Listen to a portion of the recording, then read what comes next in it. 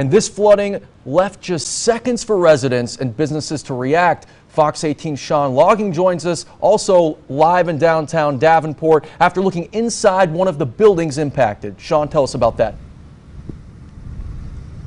Yes, Eric, I spoke with one of the owners of Exit Realty Fireside this evening, and he tells me that they've only been in this office since February, and tonight they're still inside there working their best to manage this flash flooding this afternoon.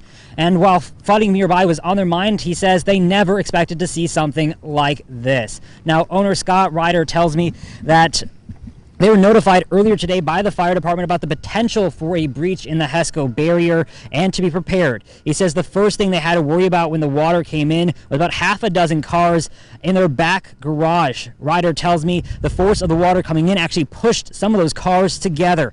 Earlier this evening, I was back in that area where there was well over a foot of standing water in the garage area. But that's when volunteers started showing up this evening shortly after the breach to push cars out and sandbag both inside and outside of the business.